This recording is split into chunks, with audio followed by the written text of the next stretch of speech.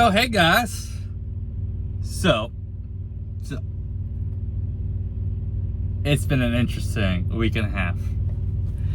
Really, it's just a week. And let me tell you, I turned my fan off in this truck just so you guys could have better mic quality. But if you start seeing me sweating buckets like Trump on that one press conference, you know why? Because it's fucking hot. The sun's sitting on me. It's only 44 degrees outside, but the sun's just sitting right here roasting. And I could just open the window, but then, you know, you gotta hear all the outside noise. So I'm actually gonna make two videos about this week. One breaking down the week, you know, like I normally do. The other one has some shenanigans on it that deserves its own video. Specifically just about that one load, because it was 4 days of bullshit. But alright, that will be after this video, because I'm just going to tease you a little bit, because it is one of these loads. Alright, so let's bring out our handy dandy notebook. For those who know that reference, you know, it's mail time, or clues time. Blue clues time. Alright, so let's recap what happened last week. I took that load from Lake Odessa, Michigan down to Mechanicsville, right? Broker told me over the phone 4 different times. It was, you know, midnight. I don't remember the day I picked up. The 6th. And I was told it was midnight on the 7th. That was not the case. I had a load already set up for the picking up on the 8th. Yeah, picking up on the 8th. That would deliver Sunday. Now, it wasn't a great load. It was going like 2,000 miles from, I think it was like an hour and a half Deadhead, and I went over to Salt Lake City. But it delivered Sunday, like at 1,700. So, I mean, I was gonna, because I needed to get out west as quickly as possible without ruining the timing of 2 weeks. Not to mention, Virginia, it's not really a good market for going, and really anywhere right now, except for Florida. At least it wasn't at the time. So I need to go west because the truck was due for a PM, and I'd rather just hurt 1 week and then possibly hurt 2 weeks. So if you ever wonder why I do these things sometimes, I have no problem sacrificing a week if it helps save the next week or set something up. Alright, so broker lied. To be fair, I should have checked my recon. But when somebody tells you over the fucking phone 4 different times, and you ask them, are you sure that's a lot of miles for one day? And he says, yeah, it's, you know, this time at midnight. And you get down there, no, it wasn't until the next day at midnight, which is fucking bullshit. But I lost that first load. Okay, so Friday was even worse trying to book a load than Thursday. Because I booked the previous load on Thursday, right? Friday was much worse. Like, there was really no options. Take shitty rates, make them even shittier. That's what was happening. So what I ended up finding, it was 89 miles Deadhead. It was Suffolk, Virginia, going to McCarran, Nevada. Now, I'm just going to tell you what this load, how I have it, but this is going to be the load that the next video will be about, because it was spicy. Alright, so I forgot to write down what they paid. Okay, actually I remember this one though. I started writing down overall gross and my cut. That way you guys can kind of see how much money I'm also losing. Because I'm always trying to price the overall miles. As base is $2 a mile, but it doesn't always happen, but you'll see. Alright, so TQL had this load posted. I already know it was gonna get fucked on a rate, but you don't hurt to ask. Okay, so TQ had this posted for $4,000. Okay, Deadhead 89 miles, loaded was 2730, total 2819. They posted it for 4. I asked for 52 because that's what the lane was telling me. It was telling me that was a high, so I always work high and work my way down, work my way back if I can't get the high. But I didn't really have any options. It was either this, or take a load over the weekend for $1 a mile. So, and those $1 a mile runs were short runs too, like 1,000 miles. So it was either 1,000 miles, $1 a mile. It still goes over the weekend anyways, or take this and still go over the weekend. And I have to get out west, and I'd rather just fucking run slightly above profit, slightly above break even for a trip, even if it's 2,000 miles, whatever, almost 3,000 miles, but besides the point. My cut was 38.70 because I got him up to 43, okay? I wasn't happy about it, but it's either that or sit. And then sitting on a dead market area or bad spot is not something you want. I already knew when I was going down there that I was probably gonna get fucked on the way out, but whatever. Sometimes you gotta do things you don't really want to do, just to keep moving. Pickup was Tegra. This is Tesla shit, pretty much. It's a dry load, Tesla to Tesla. Picked up Tesla transmission components, took them to Tesla out there in McCarran. 43,000 pounds. One thing I wish if I was to take this load again, I mean, if I had a load like this again, that it was light, or at least half this. It was dry, obviously. $1.37 a mile. Pretty shit. But that's my cut, right? So, I mean, it's not great, but it actually ended up working out in my favor because of what happened on that trip. Saved me some days. We'll get into that next video. Alright, so next load, okay?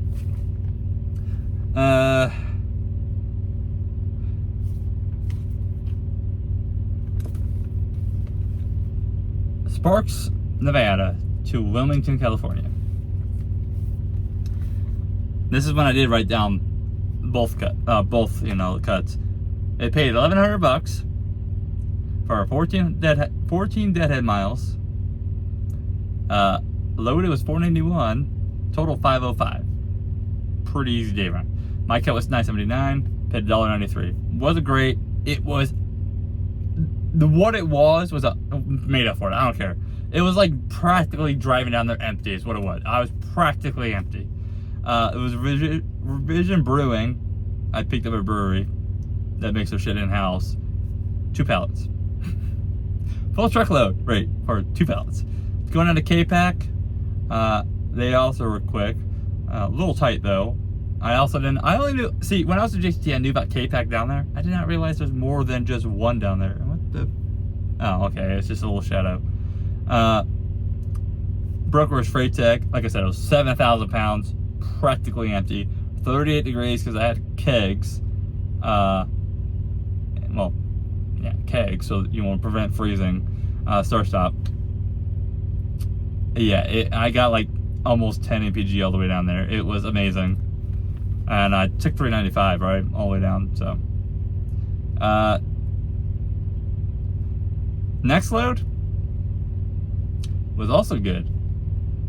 I wish I kind of kept this kind of thing going, because it did bring up my average rate per mile quite a bit up. Like, technically for the week, for all the grosses, I'm over $2 a mile. So my next 2 loads are fucking that rate go way up. The average go way up. It's not something I advise. Sometimes, like I said, I've had to do things like this sometimes because the way the contract is to get service on this truck, it's fucking stupid. I have to get out west. There is no ifs, ands, or buts, and I hate it. I fucking hate it. Especially with sometimes how it lines up. All right, so I found a load from Irvine, California to Sandy, Utah. It was paying total 22. My kit was 1958. Deadhead 32 miles. Loaded was 676. Total for 709. Rate per mile 278. That's great, but it gets better. It was Navient to water heaters and boilers, pretty much. This was an expensive load. It needed some high insurance. $228,000 cargo insurance. I think the highest I've been told before was like 180,000. I knew there's more, like obviously. God damn. But they're tankless. Makes sense. We all know tankless water heaters are expensive. It was going to Standard Plumbing. Broker was DVS. 18,000 pounds. Half a trailer pretty much. It was dry. Money load. Like for example, the truck got on the first day. It was really the St. George to about Beaver climb. that really killed the MPG for the day, but it got 7.5 on the first leg. Then it got 9 second day to finish it off. So, like I said, can't complain about these last 2 loads. I kind of wish I could have got something like that going west, but sometimes you just gotta fucking eat it. Sometimes. I might only be doing 1 load next week too, and hopefully 2, but it'll be like a short day hop pretty much. Boise, and I was even looking, okay, so before I booked out next week's loads, I was even looking up in Boise, because I don't mind deadheading, because usually Boise is like at least $1,000 more going in the same direction than Salt Lake City. So I mean, I'll just deadhead up there for that fucking rate. I don't care, you know. It's like I don't know, something's been going on with the race the last couple of weeks up here, so we're kind of like dead. Nobody wants to pay. I got laughed at, okay? This is a little spoiler for like a little kind of behind the scenes shit I got to deal with. But I was calling about a load for next week, right? I see the lane rates, right? I was calling about a load. What was it?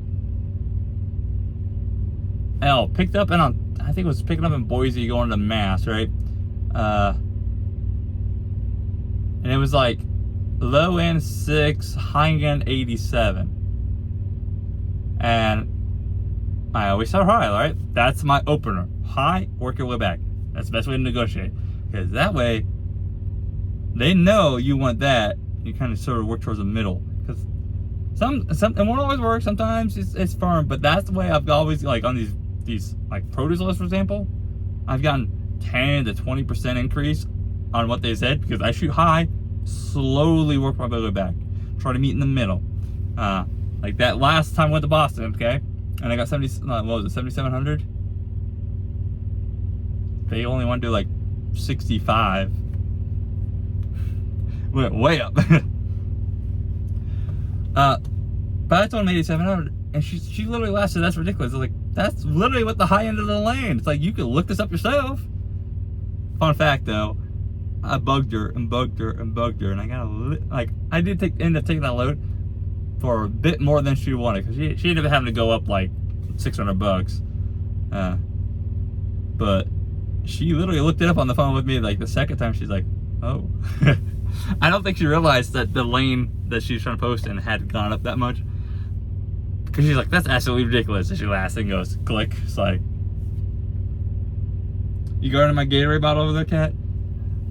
Yeah, but this week was interesting. Had some things that go wrong with the truck. I want to save that for the. Actually, no, I'll throw it in this one. Okay, so the truck on that TQL load broke down. Now, it had D-rate pop up for 300 minutes, pretty much. Fucking ridiculous, right? What happened is I had fuel pressure issues. We're on the TQL load going on the western half of Wyoming, going west. It didn't want to climb. It was starving itself, pretty much. I mean, Fort Bridger, that TA, that slight uphill going west, this truck should have been able to do it 65 of that load. 43 miles an hour. All it was, and this is what mechanics, come on, man, like, pay attention. They didn't change the filters. Whether or not they had them or not, they didn't change the fuel filters. And I had kind of made a mental note saying, "Wow, this looked pretty gross," over the course of time, but I knew PM was coming up anyways. But they didn't change it. And then I'd also, at some point, a fuel lines on the fuel pump had to be taken off. And somebody took the washers out, kind of zip tied them there, right next to it, but didn't put them back in. So it was relying on just a seal that wasn't fully flush. And over time, it kind of like rubbed and became like worn out to where it started dripping, which had to coincide right around the time the fuel filter started to get plugged. So, but it wasn't leaking enough to until like, I guess right around the truck having the issues where I was trying to force it out, right, trying to force fuel into the engine, where it just started really leaking. Which also could explain part of the, I guess, some of the MPG issues I was having like the last month. Who knows? More than likely. Truck's much happier though, you can definitely tell. But now I'm starting getting hard copies of the paper showing what's been done, because with the way the contract's set up, I just go in and they do all the shit internally and get me out, right? Cause I'm not paying for anything. But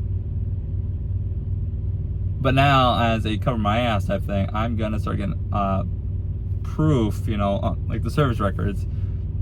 That way, in case something happens, or I don't think a filter was changed or whatever, I can just go look back, or something they're trying to claim, oh, it was done. I go look back. No, it wasn't. None of this he said, she said shit, All right, yeah, I need my drink. It's hot. Very, very hot. It's almost time for a haircut, too.